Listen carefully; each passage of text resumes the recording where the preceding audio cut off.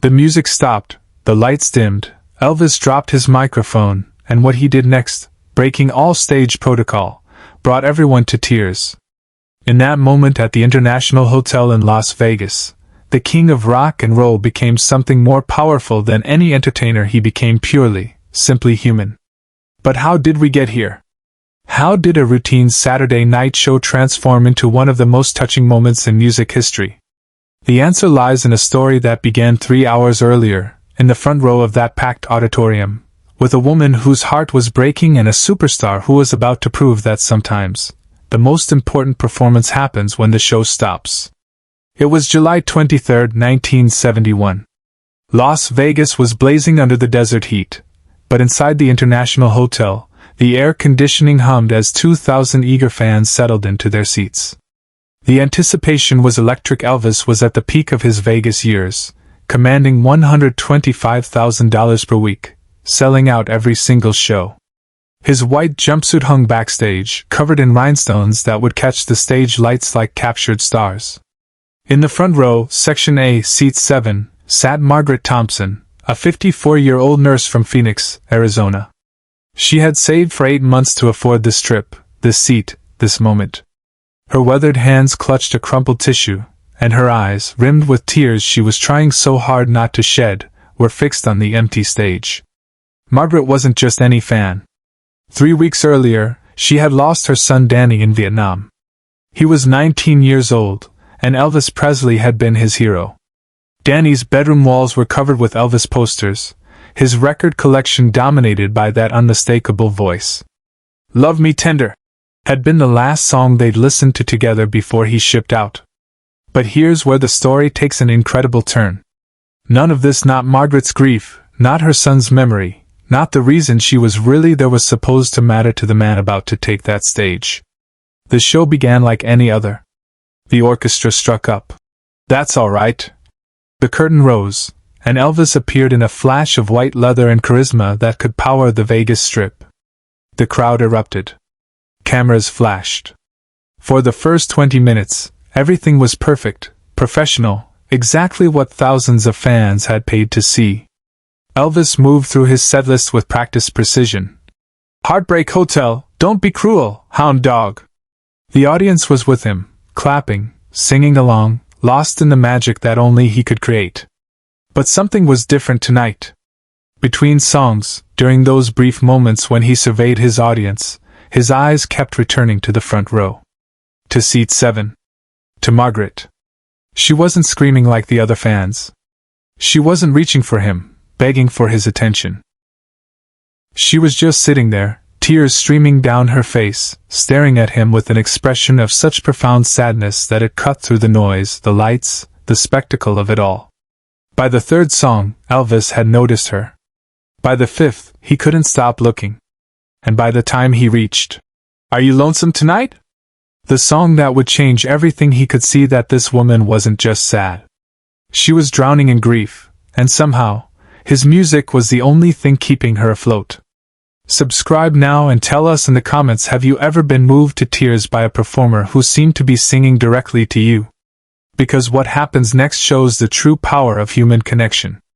Halfway through, "Are You Lonesome Tonight?" Elvis did something his management had explicitly told him never to do. He stepped away from his marked position center stage. The backup singers kept going, the orchestra continued, but Elvis walked to the very edge of the stage, crouched down, and extended his hand toward Margaret. The entire theater fell silent except for the music. 2,000 people held their breath as they watched their idol, their king, reach out to a crying stranger in the front row. Margaret looked up, startled, her tear-stained face now inches from the man whose voice had gotten her through the darkest 3 weeks of her life. "What's wrong, honey?" Elvis asked, his voice barely audible over the orchestra, but somehow carrying to every corner of that silent room.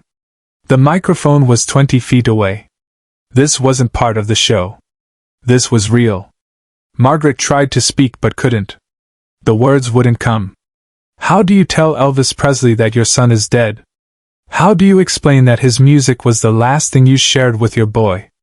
How do you say that sitting in this seat, in this moment, you can almost pretend Danny is still here, still alive, still believing that everything will turn out like an Elvis song. Elvis saw her struggle and did something that broke every rule in the performer's handbook. He stopped the music. And here's the unbelievable part that nobody saw coming. The part that would be talked about for decades. With a gesture to his band leader, Elvis brought the entire show to a complete halt. The orchestra stopped. The backup singers stepped back. 2,000 people sat in stunned silence as Elvis Presley jumped down from the stage in his white jumpsuit, in front of every camera, in the middle of his contracted performance, and wrapped his arms around a grieving mother. He didn't know her story yet. He didn't know about Danny, about Vietnam, about the months of saving to afford this trip.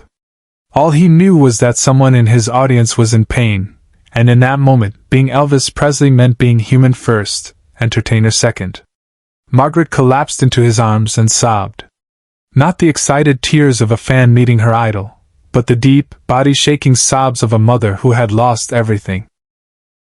Elvis held her, rocked her gently, and whispered words that no microphone would ever capture. The audience watched in complete silence. Some were crying. Many were filming, but somehow it felt wrong to intrude on this moment. This wasn't entertainment anymore. This was grace in action. After what felt like hours but was probably only minutes, Elvis pulled back and looked into Margaret's eyes. "Tell me what happened, sweetheart," he said, still holding her hands. Through broken words and endless tears, Margaret told him about Danny. About his love for Elvis's music. About the poster of Elvis that still hung in Danny's empty bedroom. About how "Love Me Tender" was playing on the radio when the chaplain came to their door. Elvis listened to every word. And then he did something that would become part of rock and roll legend. He took off the scarf he was wearing, a simple white silk scarf that had been around his neck throughout the performance, and gently placed it around Margaret's shoulders. "This is from Danny," he said. "He's here tonight, honey. He's right here with us."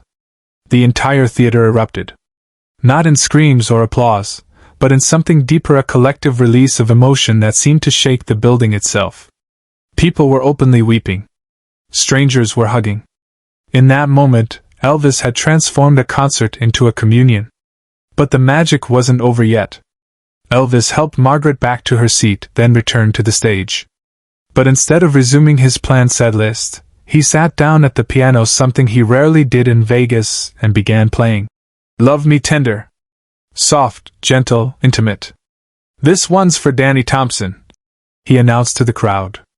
"And for every mother here tonight who knows what real love means."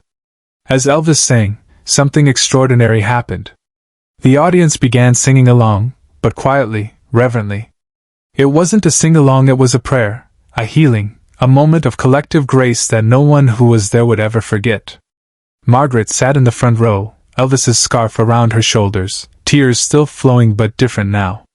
These weren't tears of grief alone, but of gratitude, of connection, of a mother feeling her son's presence in a way she never expected. Share this story if you believe music has the power to heal, and subscribe to see more moments that prove humanity always trumps stardom. When the song ended, Elvis stood and looked directly at Margaret. "Danny's in good company up there, honey," he said. "All the best people leave too soon." Then he pointed to the scarf around her shoulders. "You keep that. That's his hug from me to you." The show resumed, but it was different now. Everyone in that room had witnessed something sacred. Elvis performed for another hour, but every song seemed dedicated to Margaret, to Danny, to the power of music to heal broken hearts. After the show, Elvis's manager Colonel Parker was furious. "You broke protocol," he told Elvis backstage. "You stopped the show. You left the stage. Do you know how much money that cost us?" Elvis looked at him with those piercing blue eyes and said something that his band members would repeat for the rest of their lives. "Colonel, if being Elvis Presley means I can't comfort a grieving mother, then being Elvis Presley isn't worth a damn thing." The story could have ended there, but it didn't. Margaret Thompson went home to Phoenix with Elvis's scarf and a heart that was beginning to heal. But 3 months later, she received a package with no return address. Inside was a handwritten letter from Elvis and a photograph, The two of them together during that moment on stage signed, "For Danny's mom, love, Elvis." But here's what nobody knew until years later. Elvis had his people track down Margaret's address, not to send one letter, but to send birthday cards every year on Danny's birthday for the next 6 years until Elvis's own death in 1977. Each card was simple, always signed the same way. Danny's friend, Elvis. Margaret kept that scarf until the day she died in 1995. In her will, she left it to the Graceland collection, along with a note that read, "This scarf taught me that love doesn't end with death, it just changes form." Danny felt Elvis's music, Elvis felt Danny's love, and I felt both of them that night. Please make sure people remember that behind every great performer is simply a great heart. The white silk scarf is now displayed in Graceland's meditation garden, next to a plaque that reads, "Sometimes the most powerful performance happens when the show stops and the heart takes over." That night in Las Vegas changed Elvis in ways his biographers are still documenting. From that moment forward, he never performed "Love Me Tender" without scanning the audience for someone who needed to hear it most. His band members reported that he would often stop mid-song to check on audience members, that he kept boxes of scarves and jewelry specifically to give away to fans who looked like they needed a reminder that they mattered. The moment Elvis broke protocol to hug a crying fan became more than just a story, it became a legacy. It proved that genuine human connection will always be more powerful than any performance, that sometimes the greatest kings are those who aren't afraid to step down from their throne to lift someone up. If this story moved you, share it with someone who needs to remember that compassion always trumps fame, and that the best way to honor a legend is to carry forward their heart, not just their music. But the ripple effects of that night went far beyond Margaret and Danny's memory. Word of what Elvis had done spread through the music industry like wildfire. Other performers began sharing their own stories of Elvis's backstage kindness, how he would pay hospital bills for sick fans, how he bought cars for struggling families, how he would spend hours after shows signing autographs for children in wheelchairs. Frank Sinatra, who had initially dismissed Elvis as just another teen sensation, called him after hearing about the Las Vegas incident. "Kid," Sinatra said, "you showed them what a real entertainer looks like. It ain't about the voice or the moves, it's about the heart." The band members who were on stage that night, James Burton on guitar, Jerry Scheff on bass, Ronnie Tutt on drums, would later say it was the moment they truly understood who Elvis was beneath the jumpsuit and the fame. "We'd played with him for years," Burton recalled in a 1982 interview. "But that night, watching him hold that woman, we realized we weren't just backing a performer, we were backing a minister. Music was his pulpit, and love was his sermon." The International Hotel initially worried that Elvis's unprofessional behavior might hurt ticket sales. Instead, the opposite happened. Word spread that an Elvis show wasn't just entertainment, it was an experience where anything could happen, where the barrier between performer and audience dissolved in favor of genuine human connection. His Vegas residencies became legendary not just for the music, but for the moments when the music stopped and the man behind it stepped forward. Margaret Thompson's story became part of Elvis lore, but she never sought fame from it. She returned to her job as a nurse in Phoenix, but something had changed in her. Colleagues noticed that she approached grieving families differently now, with a presence, a stillness, a way of holding space that seemed to echo that night in Vegas. After Elvis, she told a local newspaper in 1976, "I understood that healing isn't about fixing someone's pain, it's about sitting with them in it, letting them know they're not alone. That scarf he gave me wasn't just fabric, it was permission to feel everything and still believe in love." Years later, when researchers studied fan testimonials from Elvis's Vegas years, they found hundreds of similar stories. Fans who'd been struggling with depression, divorce, loss, illness, all describing moments when Elvis seemed to see them individually in crowds of thousands, when his music felt personally prescribed for their pain. Dr. Alice Henderson, a music therapist who studied Elvis's impact, wrote in her 1985 research, "What Presley understood intuitively was that performance is not about perfection, it's about connection. When he broke protocol to comfort Margaret Thompson, he wasn't breaking rules, he was following the highest rule there is: Love your neighbor as yourself. The white scarf remained Margaret's most treasured possession until her death.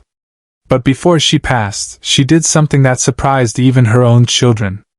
She wore it one last time to Danny's grave on what would have been his 40th birthday. Sitting beside his headstone, she told him about the dreams she'd been having. Dreams where Danny was backstage at that Vegas show, watching Elvis comfort her, smiling that same smile he'd had as a little boy listening to Hound Dog on the radio. He knew Danny, she whispered to the headstone. Somehow, Elvis knew you were there that night too,